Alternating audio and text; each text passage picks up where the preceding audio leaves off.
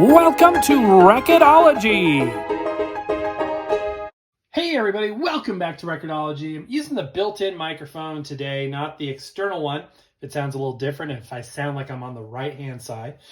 That is because I've just noticed a little bit of cell phone interference on the mic lately, which is, I need to think about that. I need to work on. I don't want anything to distract from the quality that you have come to expect, LOL, on this show. But welcome in, everybody. In all seriousness, today we're here to talk about this awesome little device right here. This is the iFi ZenCan balanced headphone amplifier / preamp. What is that exactly? If you don't know what it is, essentially what it does is it gives you volume control on devices that don't have it. So think of like a VCR or a DVD player or a record player. You know, higher end turntables don't have headphone jacks. And let's say you're in an apartment situation and for whatever reason, I love the packaging, it's very high-end packaging. For whatever reason, you don't want to use speakers, or sometimes you don't want to use speakers. So you want to be able to have a device that allows you to use your headphones for private listening on anything that has RCA outputs with no volume control. Now, a lot of tape decks and CD players will have built-in headphone amps, a little jack on the front and a little volume adjust. And that's fine, and it's kind of a basic standard thing on a lot of electronics, but in addition to giving this functionality to devices that don't inherently have it, this also does some cool things with the audio. So let's go ahead and unbox it here.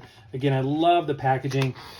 It's the same form factor. The case on it is the same form factor as the iFi Phono preamp that we reviewed a few weeks ago. Check out that video if you'd like to see that. And here's the big reveal. So far, I'm very impressed with these guys and what they've, got to offer. There's like a quick start guide, a warranty card. Here is the device itself, wrapped. And this feels very substantial, by the way. I love the little thank you sticker they put in there. Remember that from last time. Power supplies in its separate box here. You have the logo on this. I mean, it's just... And I know this stuff is superficial, the packaging, but it really, really does. People tease me about this all the time. But it really makes a difference how somebody, the trouble that they go to on the packaging. It's a real, it's very indicative of the overall product in my experience. So we're going to slide in our Edison adapter on there. So there's our power supply. I love the purple RCA jacks they give you. Oh, cool, look at this. We even get a 1/8 inch to 1/4 inch adapter. That is cool. I haven't had a new one of these and I don't even know when. That's really, really cool. And the silica packet to keep things nice and dry. Cool. And then you got the device itself. So let's go ahead and unpack this. I love this metal casing, super heavy duty. Metal casings and stuff, when it comes to electronics, the reason why you want metal is not just for heft and for quality and durability, but metal simply provides shielding. And when it comes to audio components, you want to isolate your audio components from your power components. Otherwise, you end up with feedback issues like I've got with my speakers right now. That's why these are good. Even though wall warts are annoying, it's good because it transfers the 60 cycle AC alternating current into direct current, so that conversion in this noisy audio or this noisy power is not by your sensitive audio components. Let's look at the back. On the back we have balanced inputs, single-ended, and I love the little rubber caps on the RCA jacks there. So we've got our left and right RCA jacks. That's going to accept a line level as far as I'm aware, but maybe with the built-in preamp function, you can send phono level. I'll have to look at that. And there's a balanced output as well, and the 5-volt power supply. So this will, plug right into the back of, any audio equipment that has RCA outputs that you want and gives you that volume control, which is really, really cool. And on the front, we have the 1/4 inch headphone jacks there. We've got a smaller balanced jack for the headphones. There's also this 3D filter and X-Base filter, which you can select. I'm excited to try that out. And they have different gain stages here, so you can adjust through clicking on this, how much amplification you want done on the head end. Gain is amplification on the front end of something, so that's an important thing. And then there's input, select, and power. So simple and easy to use. Let's check out the knob. The knob's got to be metal. Is this a metal knob? It is. I believe that's a metal knob. It's got good drag. It feels high quality. And this is going to be a great complement to the IFI Phono preamp. So let me get things connected and we'll take a closer look and turn it on. Okay, so here they are stacked. On the bottom, you've got the preamp. I'm going to put links to both of these below if you want to snag these. I've been driving the LP7, and it's still connected to it right now, with the IFI preamp on the bottom there. It's got the really cool subsonic filter, which uses artificial intelligence to filter out platter rumble due to warpage on the record, or just platter rumble, period.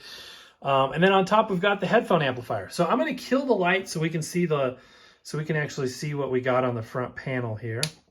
I know it goes yellow for a second as the white balance adjusts. So I'm going to go ahead and press and hold to power up the bottom unit.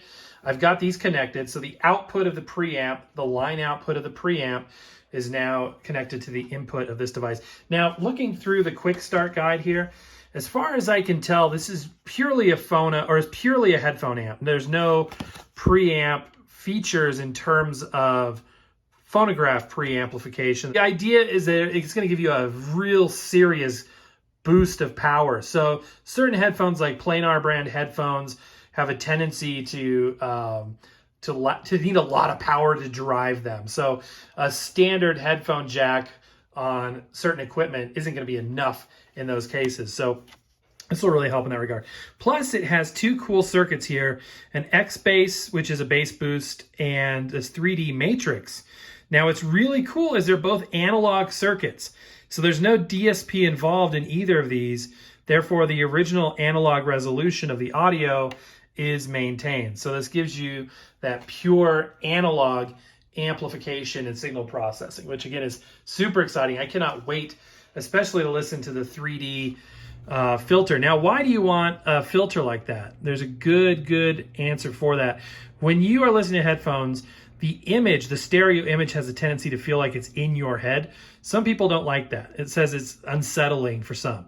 So if you imagine putting your earbuds on or your headphones on each side, and then the image is kind of an average of those two sides, especially on a mono source, and the center of the audio then feels like it's right between your ears, right in your brain. So it's different than when you listen to speakers where the image is out in front of you. So the purpose of this is stated to create that image of your music being out in front of you so that the sound field feels forward rather than in the middle of your head, if that makes any sense. So let's go ahead and power this guy up right here.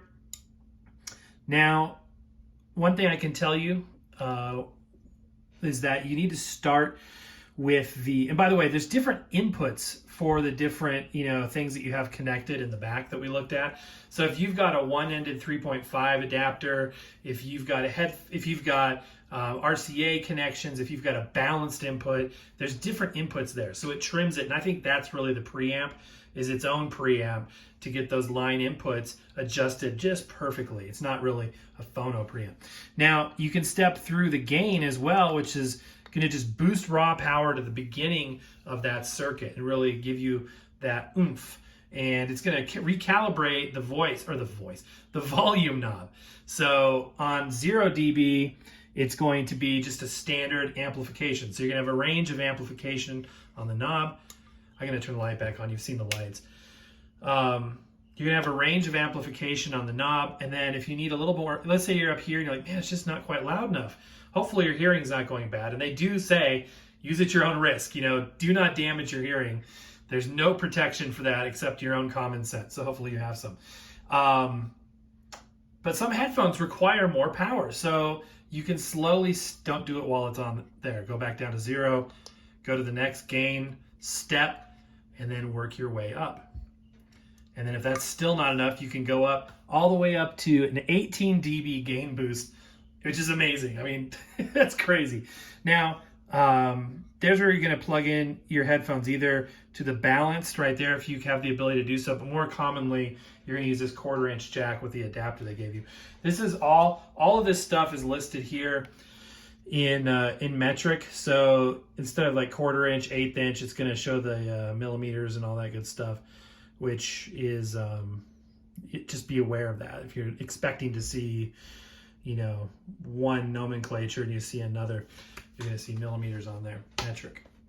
Let's see, what was that? What else? Oh yeah, so the switch here, it's probably just a toggle. Let me turn the lights down again so we can see exactly. So it toggles either or both, or off. So whether you want the 3D, if you want the bass boost, or both, or none. Cool. So this is one of those products that I'm not going to be able to demonstrate directly for you. It's the kind of product that you need to be in person to experience. So I don't like it when I have to demonstrate things, or when I can't demonstrate things for you in real time. So what I'm going to do is I'm going to hook it up, I'm going to give it a listen, and then I'll give you my thoughts.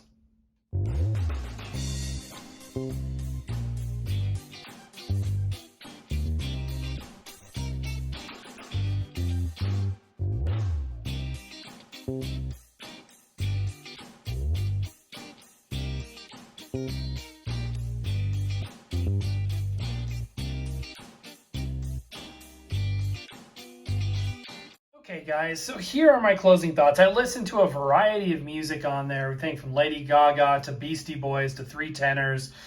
I had my son listen to it as well, and by the way, I don't have the light on. I just think it looks cool with the glass and the backlight.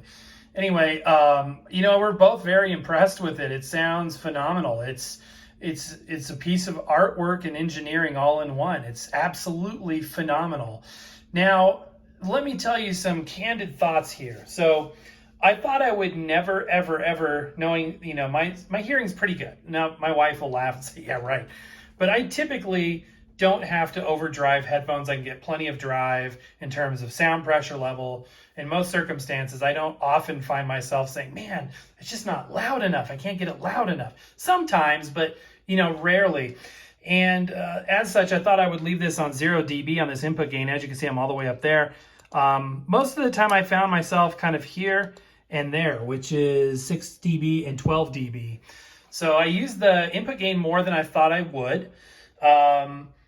I tried the X-Bass 3D filter on and off. The X-Bass is a little more subtle than I thought. You know when you flip a Sony bass boost on and it just blows your mind, like, whoa, it's a big difference, and you can never listen to it any other way.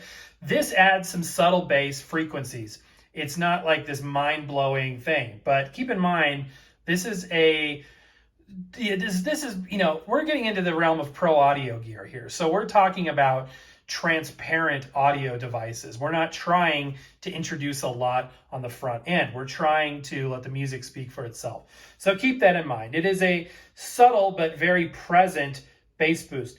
The 3D filter designed to make it sound like you're listening to speakers out in front of you, you could tell it was doing something, but I still felt that the image was centered sort of in my brain, perhaps, you know, in the front versus the complete center, but I didn't feel like this, you know, bizarre sense of sound staging out in front of me. Now, preface this with, I am using the Grado Labs, what are these? The wireless GW100s, which is an open back headphone, which is designed to have an open sound stage anyway.